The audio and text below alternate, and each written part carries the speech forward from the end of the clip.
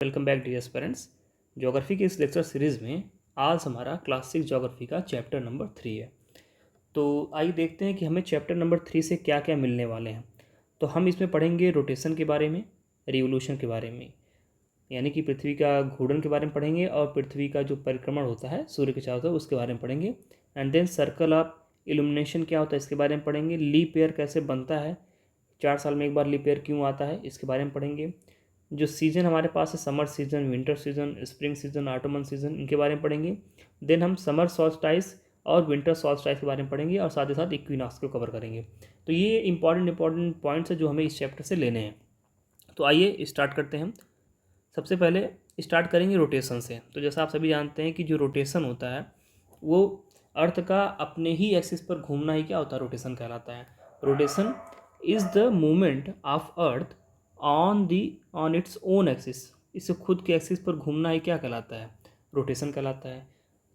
Revolution क्या होता है, अर्थ का सन के चारों तरफ एक फिक्स्ड पाथ पर चक्कर लगाना, ये कहलाता है revolution. Okay, the movement of the earth around the sun in a fixed path और ऑर्बिट इज कॉल्ड रिवोल्यूशन।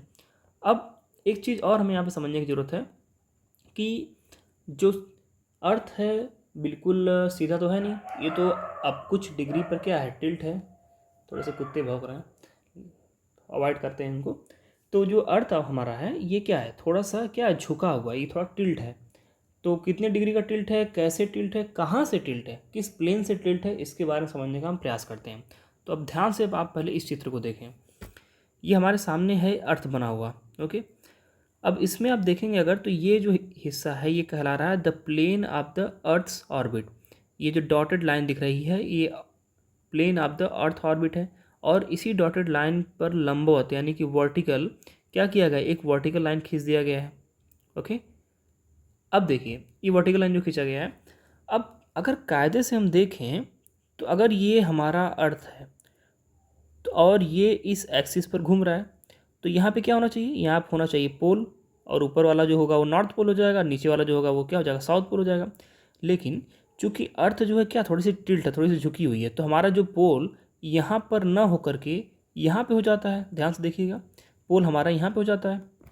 तो वही चीज़ यहाँ पे देख रहे हैं कि ये जो हमारा the plane of the earth's orbit है, जब इससे हम पोल वाला जो हिस्सा है, रेखा है, उसको मिलाते हैं तो ये हमारा बिल्कुल सीधा वर्टिकल ना होकर के ये थोड़ा सा टिल्ट झुका हुआ दिखता है हमें।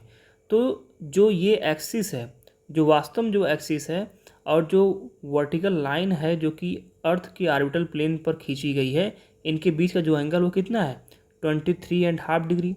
यानी कि 23.5 डिग्री जो है एक्सिस क्या है, अर्थ का झुका हुआ है।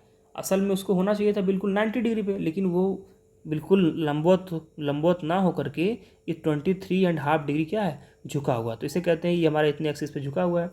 और एक चीज़, the axis of the earth which is an imaginary line makes an angle of 66.5 degree with its orbital plane. अब देखिए ये आपका है ऑर्बिटल प्लेन।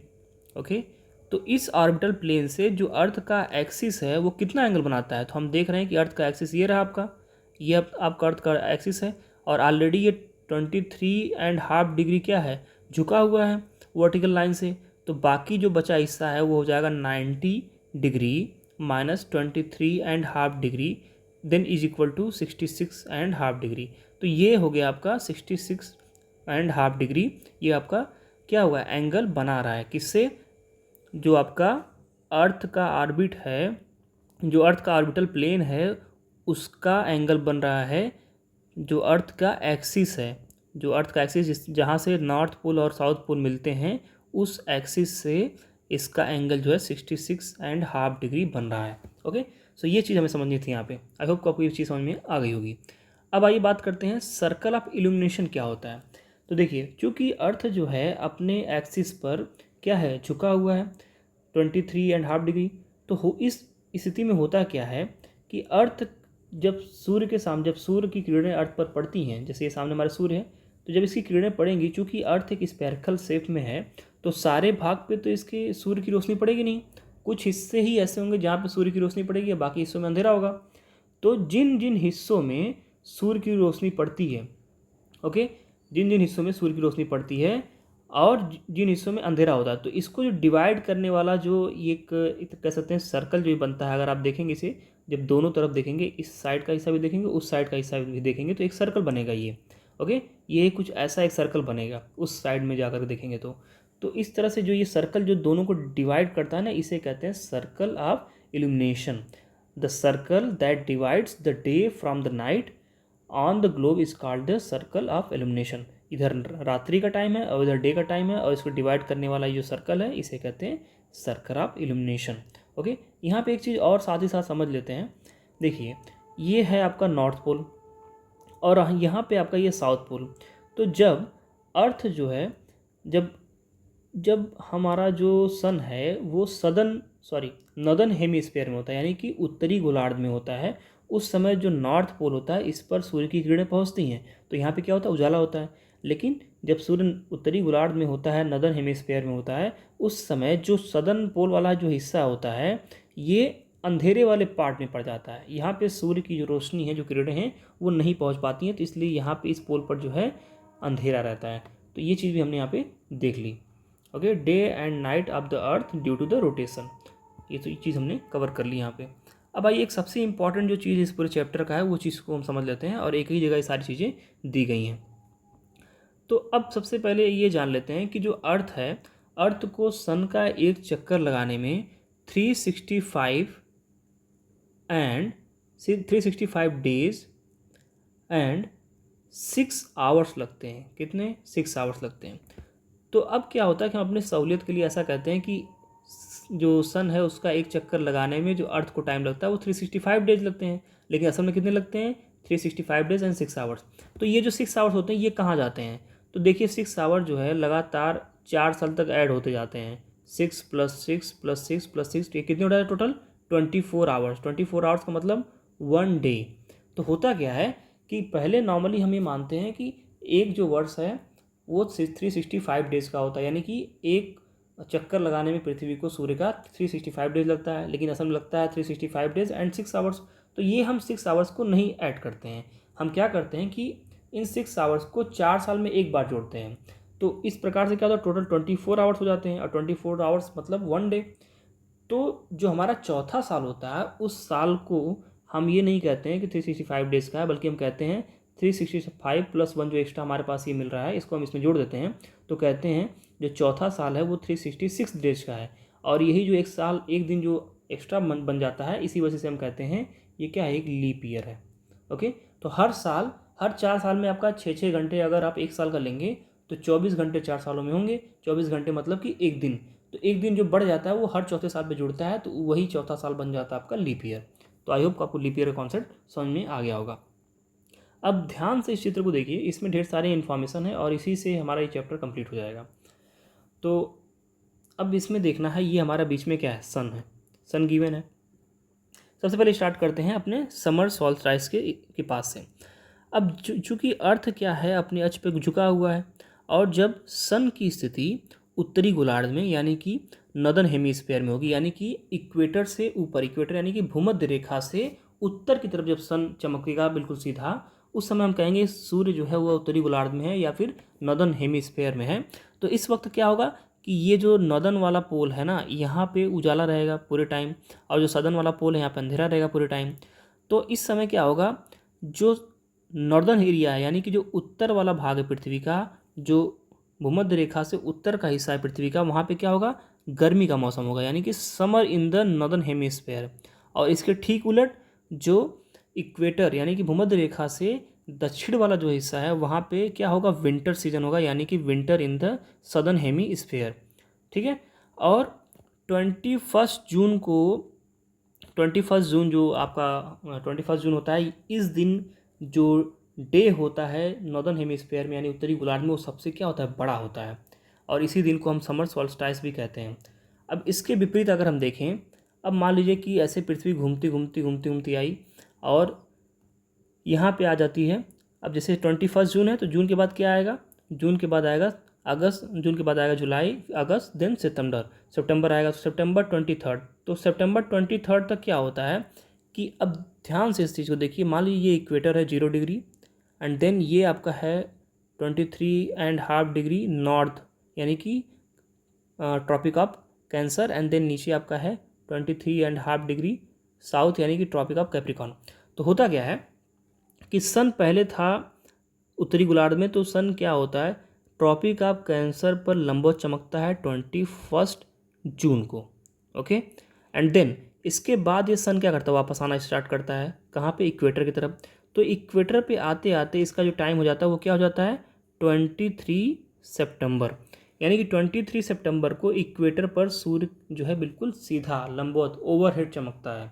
और इस दिन जो है दिन और रात का जो टाइम पीरियड होता है वो बराबर होता है 26 सितंबर को। तो इसे हम कहते हैं इक्विनॉक्स। क्या कहते हैं इक्विनॉक्स, इसे आप ध्यान रखेंगे। इक्विनॉक्स वो होता है जब दिन और रात दोनों का टाइम पीरियड इक्वल होता है। देन अब यहाँ से फिर वापस इधर साउथ की तरफ आएगा। साउथ की तरफ आते आते आते आते ये आप देखेंगे कि 22 दिसंबर को ये जो सूर्य हमारा है ये ट्रॉपिक ऑफ कैप्रिकॉर्न यानी कि मकर रेखा पर लंबवत चमकेगा। और जब ऐसा होगा तो जो दक्षिणी जो ध्रुव है, जो ये वाला हिस्सा है, जो दक्षिणी ध्रुव का हिस्सा है, ये क्या होगा सूर्य के सामने होगा, तो यहाँ पर उजाला हो जाएगा। और इसके ठीक उलट जो उत्तरी ध्रुव का हिस्सा होगा, नॉर्दर्न पोल होगा, वो सूर्य के अंधेरे वाले भाग में होगा। वहाँ पे सूर्य की रोशनी नहीं पहुँचेगी, तो वहाँ पे अंधेरा होगा। और 22 दिसंबर को विंटर सॉल्स्टाइस भी कहते हैं। और इस समय जो दक्षिणी गोलार्ध वाला हिस्सा होगा यानी कि सदर्न हेमिस्फीयर वाला हिस्सा होगा, वहाँ पे क्या होगा समर होगा, समर गर्मी का मौसम होगा। और जो उत्तरी गोलार्ध वाला यानी कि जो नदर्न हेमिस्फीयर होगा वहाँ पे विंटर का सीजन होगा। अब देखिए जब 21 जून है तो नदर्न हेमिस्फीयर में समर सीजन है, और जब 22 दिसंबर है तो नदर्न हेमिस्फीयर में विंटर सीजन है। दोनों का बिल्कुल ठीक उलट होता है। एंड देन अब यहाँ पे जब 22 दिसंबर को जो सन है वो बिल्कुल मकर रेखा पर लंबवत चमकेगा। इसके बाद फिर ये वापस रिट्रीट करेगा यानी वापस जाएगा। और जब वापस ये जाता है तो इसके बाद ये इक्वेटर तक पहुँचते पहुँचते इसे 21 मार्च का टाइम आ जाता है। तो हम कहेंगे कि वापस से 21 मार्च को सन जो है वो इक्वेटर पर बिल्कुल ओवरहेड हो रहा है, लंबवत चमक रहा है, बिल्कुल सिर के ऊपर चमक रहा है। तो फिर क्या होगा 21 मार्च को फिर दिन और रात का टाइम पीरियड इक्वल होगा। देन अगेन 21 मार्च को भी इक्विनॉक्स कहेंगे। तो हमारे पास दो ऐसे दिन मिल रहे हैं जब दिन और रात दोनों का टाइम पीरियड इक्वल होगा। कौन कौन से, एक 23 सितंबर और दूसरा जो है 21 मार्च। तो ये दो डेट को हम कहते हैं इक्विनॉक्स। और एक बात यहीं पे हम ऑटमन और स्प्रिंग सीजन का भी देख लेते हैं। जब 23 सितंबर को सूर्य की किरणें आपके इक्वेटर पर लंबवत होती हैं, उस समय जो नदन वाला हिस्सा होता है वहाँ पर होता है ऑटमन सीजन चलता है, और जो सदर्न हिस्सा होता है वहाँ पे स्प्रिंग सीजन होता है। इसके ठीक उलट जब 21 मार्च को सूर्य की किरणें अगेन इक्वेटर पर लंबवत होती हैं, ओवरहेड होती हैं, देन इसके सदर्न वाले हिस्से में ऑटमन होता है और नदन वाले हिस्से में स्प्रिंग सीजन होता है। तो ये दोनों आपस में एक दूसरे के अपोजिट होते हैं सीजन के मामले में। तो ये हमने क्या क्या देख लिया, 21 जून समर सॉल्स्टाइस देख लिया हमने, फिर विंटर सॉल्स्टाइस देख लिया जो 22 जून को पड़ता है, और फिर इन टाइम पे क्या क्या चीज़ें अलग अलग होती हैं, इन चीज़ों को हमने देख लिया है। ये चित्र बहुत ही इंपॉर्टेंट है, इसे आप बहुत ही ध्यान से देख लेंगे। आई होप को आपको ये चीज़ें समझ में आ गई होंगी। ओके, सो हमने ये देख लिया, लीप ईयर का कॉन्सेप्ट भी हमने देख लिया कि जो फरवरी होती है वो 28 दिन की होती है, लेकिन जो एक दिन एक्स्ट्रा मिलता है हमें तो वो 29 का हम कर देते हैं फरवरी को, तो वही बन जाता है आपका लीप ईयर। ओके, और जो अर्थ होती है वो सन के चारों तरफ एक इलिप्टिकल पाथ में, इलिप्टिकल ऑर्बिट में क्या करती है, मूव करती है। और एक ईयर जो होता है उसमें normally summer, winter, spring, ottoman season होते हैं, यानी कि ये मेन इसके जो क्या होते हैं सीजन होते हैं। और इसी सीजन के इर्द गिर्द पूरा एक वर्ष कंप्लीट हो जाता है। Now the areas near the poles receive less heat as the rays of sun slanting. अब देखिए मैंने आपसे कहा कि पहले वाले वीडियो में यानी कि इससे पहले जो हमारा चैप्टर था उसमें हमने ये इस बात को डिस्कस किया था कि जो सूर्य होता है, जो सन होता है, जब इसकी लाइट जो है बिल्कुल लंबवत पड़ती है मैक्सिमम ट्रॉपिक ऑफ कैंसर तक नॉर्थ में, और ट्रॉपिक ऑफ कैप्रिकॉर्न तक साउथ में पड़ता है। तो इन दोनों के बीच में ही सूर्य की किरणें लंबवत पड़ती हैं, जो कि जिसे हम की टोरिड जोन कहते हैं। इसके बावजूद बाद का जितना भी हिस्सा है, चाहे वो नॉर्थ की तरफ हो चाहे साउथ की तरफ हो, वहाँ पे सूर्य की किरणें बिल्कुल सीधी नहीं पड़ती हैं, वहाँ पे स्लैंटिंग टाइप की सूर्य की किरणें पड़ती, तिरछी पड़ती हैं। तो यहाँ पे क्या होता है कि जब तिरछी पड़ेंगी, सीधी नहीं पड़ेंगी, तो हीट कम मिलेगा, और जब हीट कम मिलेगा तो वहाँ पे गर्मी कम होगी। तो इस वजह से ये जो एरियाज़ होते हैं वो क्या होते हैं, टेम्परेट जोन होते हैं या फिर बिल्कुल फ्रिजिड जोन होते हैं। तो वही बात यहाँ पे कही जा रही है कि जो पोल्स होते हैं वो पोल्स चूँकि कम हीट रिसीव करते हैं सन से, इस वजह से वो क्या होते हैं, बहुत ही ठंडे होते हैं और फ्रिजिड जोन उन्हें कहा जाता है। और हमने ये भी देख लिया कि the longest day and the shortest night at these places occur on 21 जून। जब 21 जून का टाइम आता है, जब सूर्य की किरणें बिल्कुल कर्क रेखा पर लंबवत होती हैं, उस समय उत्तरी गोलार्ध में, नॉर्दर्न हेमिस्फीयर में सबसे बड़ा दिन होता है और सबसे छोटी रातें भी होती हैं। और ठीक इसके उलट जब 22 दिसंबर को सन जो है ट्रॉपिक ऑफ कैप्रिकॉर्न यानी कि मकर रेखा पर लंबवत होता है, उस समय दक्षिणी गोलार्ध में सबसे बड़ा दिन और सबसे छोटी रात होती है। तो ये चीज़ें भी हमने देख ली। The nights, okay, the position of the earth is called the summer solstice. तो ये जो पोजीशन होता है ना 21 जून का, इसे हम कहते हैं समर सॉल्स्टाइस। और जो 22 दिसंबर का जो पोजीशन होता है उसे कहते हैं हम विंटर सॉल्स्टाइस। इसके अलावा इसमें कुछ और ख़ास बात नहीं है। इक्विनॉक्स के बारे में हमने देख ही लिया है कि जब आपके डेज एंड नाइट्स ये दोनों क्या होते हैं, इक्वल लेंथ में होते हैं, तब इन्हें हम कहते हैं इक्विनॉक्स। ऐसा 2 टाइम होता है, एक 23 सितंबर को होता है और एक 21 मार्च को होता है। इन दो चीज़ों को हमने देख लिया है। तो इस चैप्टर में ज़्यादा कुछ खास नहीं थे, तो ये चैप्टर हमारा यहीं कंप्लीट हो जाता है। और इसके बाद हम इसका अगला जो वीडियो बनाएंगे जिसमें हम क्वेश्चन आंसर करेंगे उसको हम देख लेंगे। और आई होप कि आपको ये वीडियो पसंद आया होगा। इसके बाद मिलते हैं अपने अगले वीडियो में, तब तक के लिए नमस्कार।